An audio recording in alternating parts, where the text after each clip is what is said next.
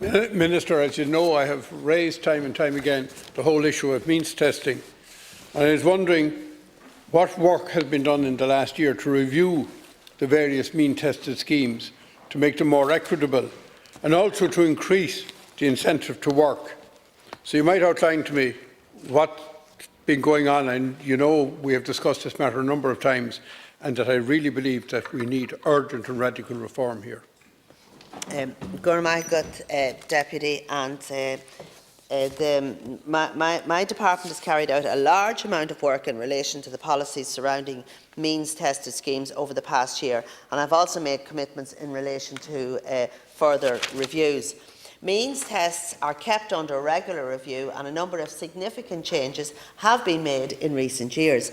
In particular, I have introduced a number of changes to means testing which provide for higher income disregards.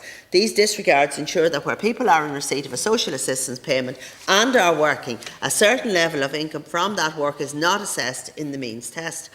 On foot of the commitment in the Programme for Government and in the Rural Development Policy 2021 to 2025, my department recently reviewed the means assessment disregards for the pharmacist. The report is available on the Government's website, and one of the key recommendations of the report was to provide for an extensive expansion to the list of agri-environmental schemes that qualify for a disregard, a policy which I introduced with effect from June of 2022. In addition, I have agreed to carry out a review of how income from land leased out by farmers is treated in the means assessment for the state's non-contributory pension and pharmacist scheme. I introduced several measures which aim to encourage and support people with disabilities to pursue their employment goals. This included a higher earnings disregard for disability allowance and blind pension. I also significantly increased the income disregard for carers allowance. This enables more carers with modest incomes to become eligible for the scheme and allows carers and their families to earn more from employment while retaining their carers' payment. My department will continue to monitor and review policies for all social welfare payments, including means assessments. And Deputy, you and I have discussed this, and I have been listening to you, and I have made changes, and I know that you have further ideas around more changes, and I'm happy, as always, to discuss and to talk to you about it. Éamon Ó Cuív. One of those changes related to people who are severely disabled from birth, and will allow that the parents die and they leave their estate to their children. The family home is sold. So we'd say that they leave 200,000 to each of the children. In the case of the person in receipt of disability allowance, what will happen once they receive that is that they will lose the disability allowance in total. Now, I don't think that's equitable or fair or just, whereas the siblings who don't have a disability would get their money totally free of tax and there'd be no penalty. You also have the situation where you have a couple with a dependent adult and a one-income family. In one case, they put it into joint bank accounts. In the other case, they put it only into the income earner's bank account. Reality is then that in the first case, they're means tested on the increase for the qualified adult.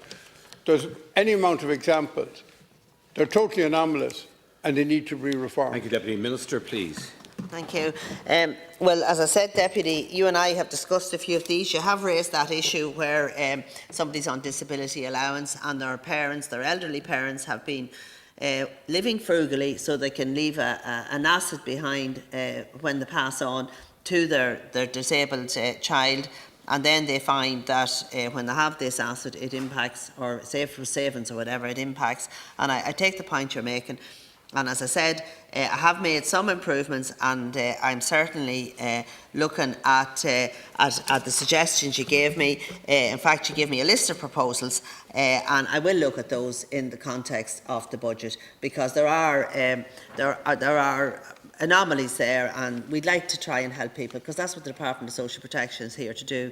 It's try to support people and particularly target those who are vulnerable and those on low income. So, as I said to you, I will certainly, I have been doing, there has been a lot of changes made, but I'm happy to look at more of the suggestions. Yeah, in relation to incentive to work, you have the situation where if somebody who is self-employed is on job seekers allowance, 100% of the income from self-employment is deducted from the job seekers allowance. You have the other situation that I find totally anomalous, that if you're a non-contributory pension, you can earn €200 a week and receive the full pension. But if you get that from self-employment, it's deducted from the pension, and there's no logic for having such a difference between self-employment, farming or fishing, and employment in PAYE employment. Minister, to conclude. Yeah, thank you. Well, as I said, the Department has carried out numerous reviews of policies surrounding the means test schemes over the past year, and at the suggestion for yourself, as I said, you gave me a list of suggestions and a commitment in the programme for government and in the rural development policy to review means assessment disregards for the pharmacist, as you know, has been completed.